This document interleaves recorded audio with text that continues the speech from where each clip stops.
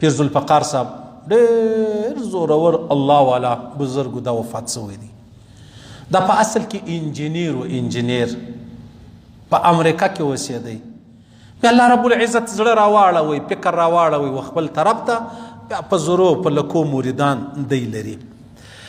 دی داسې بزرګ سړی و چې د یو وخت چې دی مطلب استاز پوښتنه ځینې وکړه د پیغمبر علیه السلام د نامه مجلس و روان و یا به سبق روان ولو، د پیغمبر علیه السلام مبارک نوم څه دی؟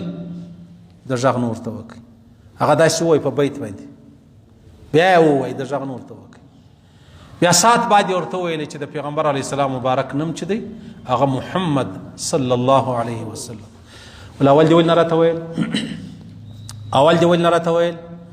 ویلې اول په دې نه درته ویل چې ما ته خپلې مور ویلي وو چې د پیغمبر علیه السلام مبارک نوم بغیر د اوداسه مه اخله، نو ما اودس نه درلودی چې تله ما پوښتنه وکړې. صحیح ده؟ منم څه کمی و کوتاهي په هر چا کې، یو محمد رسول الله منزه و پاک و. صحیح سلو؟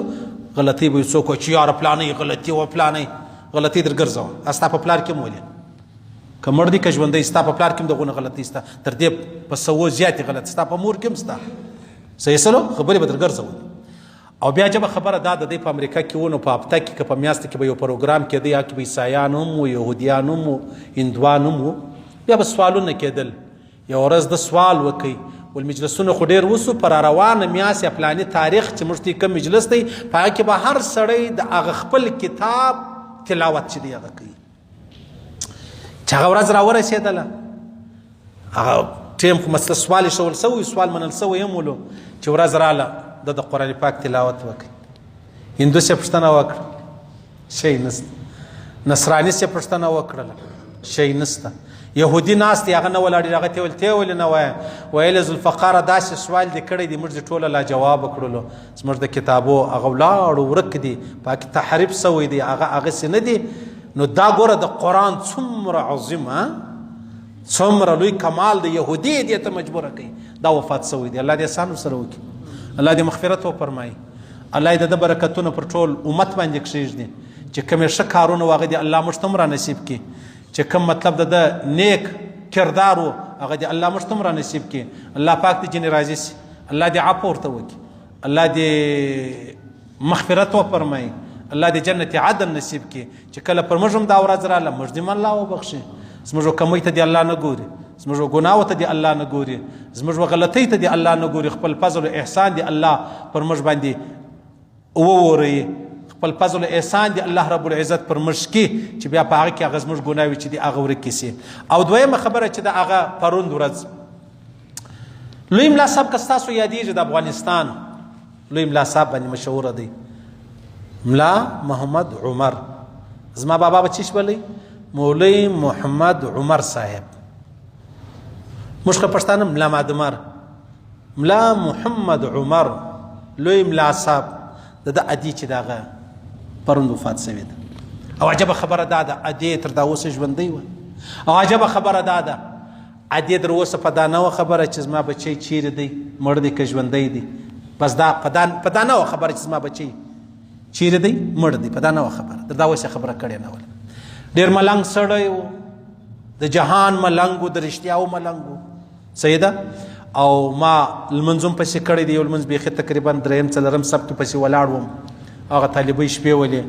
او بیا په ټول عمر یې نه لنډ کروزر ولیدی، نه مطلب هغه جازونه ولیدل، نه هغه د دنیا ښایسته بلډینګونه مکانونه ولیدل. صحیح سلو؟ چې ورغلې به هغه حمید میر صاحب یې ډېرې کیسې کوي، زه ورغلی ما ملاقات سره وکړئ، تور چایبر به پروت ولو، چای به پخېدلی. بیا ما د یو چا په باره کې مجلس ورته وکړئ، وایي ما ورته دا خو ښځه ده، دا ښځه ده معلومه، ول ما چل دا نر دی. صحیح سلو؟ دومره ملنګ، د رښتیاو ملنګ. الله پاک دې هغه درجې ورکړي چې څومره د الله په علم په قدرت کې دي. او بیا عجبه خبره دا ده چې پر ډېره سادګي باندې ژوند تیر کړي او پر هغه سادګي باندې وفات سلو.